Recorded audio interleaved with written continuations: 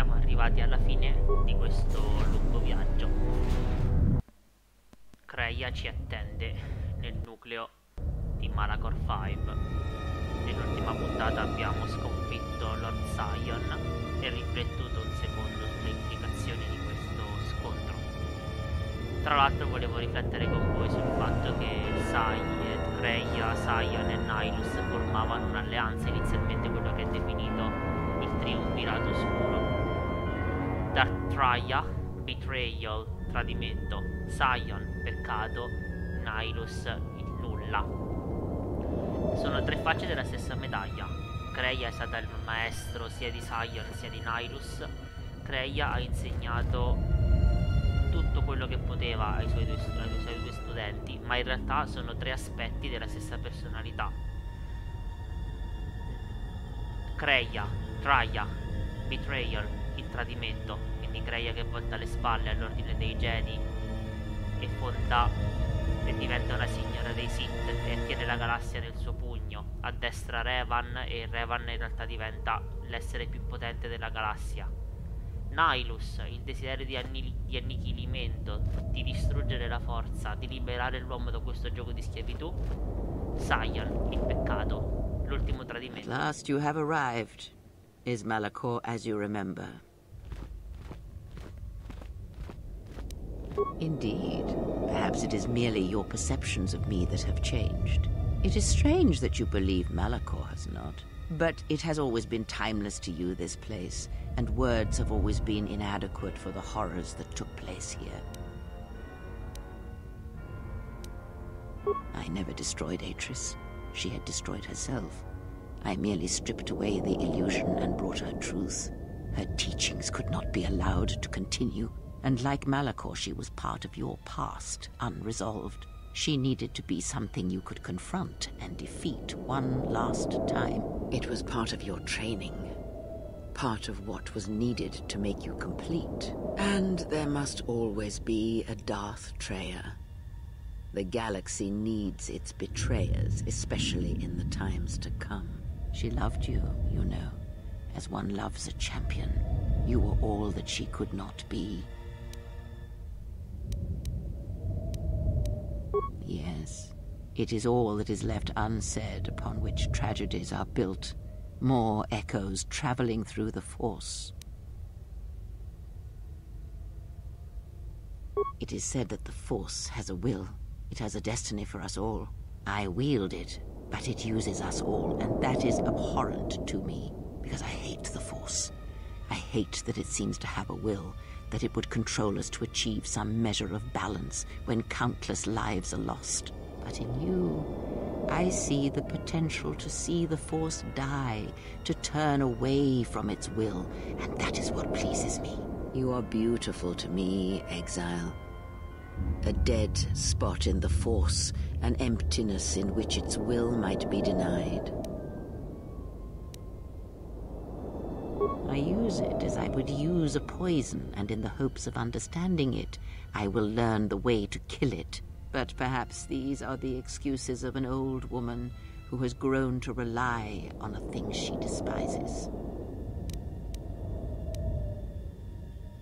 Perhaps you were expecting some surprise, for me to reveal a secret that had eluded you, something that would change your perspective of events, shatter you to your core.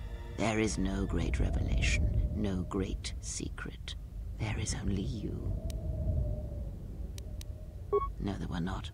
In times past and in times future, there are Jedi who will stop listening to the Force, those that will try to forget it, but maintain unconscious ties, and those, as in the past, just as I, who have had the Force stripped from them.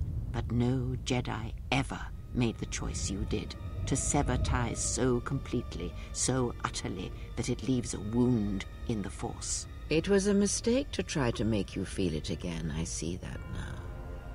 There is no truth in the Force, but there is truth in you, Exile, and that is why I chose you.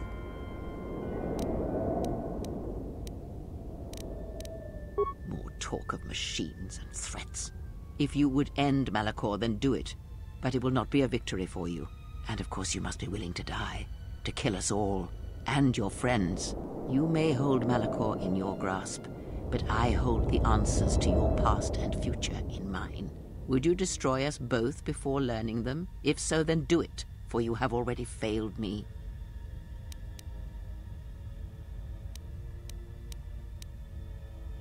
I have thought of this moment more than you know, and I wondered if here, at this ending between us, if you would care enough to try to save me. If a Jedi could find it within themselves to spare one who has fallen so far. I wanted you to say those words. For that I am grateful. But I do not want your mercy. I want you to break. You no doubt have many questions. I would be a poor teacher if I did not give you the answers you seek here now. The apprentice must kill the master. If you do not, I will kill you. If I do not, then all you have achieved will be as nothing, as empty and as violent as Malachor itself. Then you will break, and then, my apprentice, you shall die.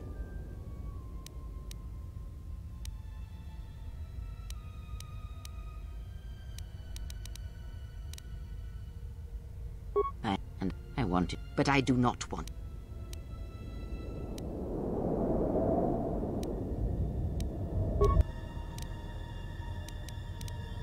Siamo allo scontro finale.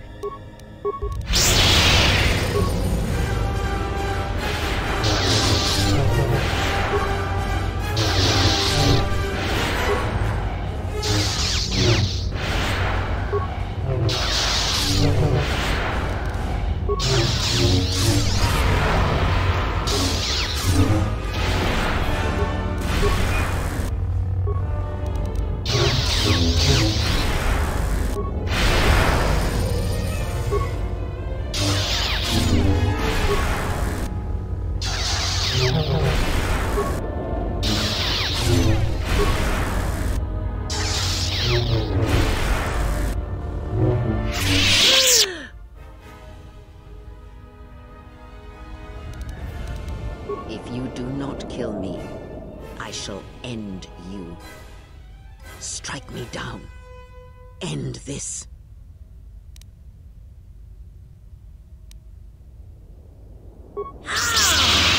You will not show me mercy. I will see you break before you do.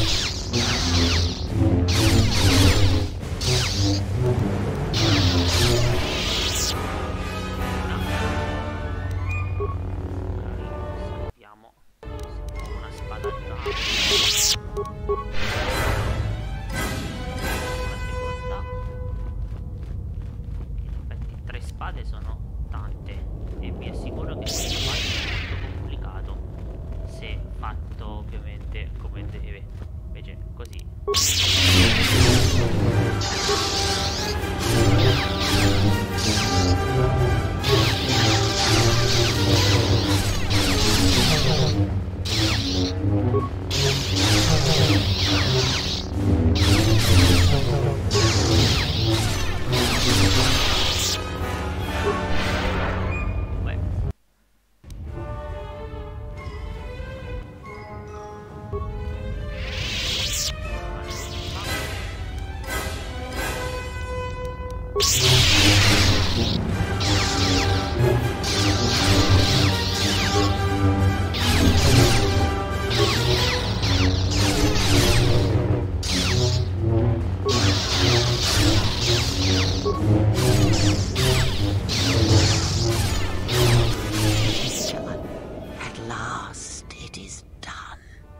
greater than any I have ever trained.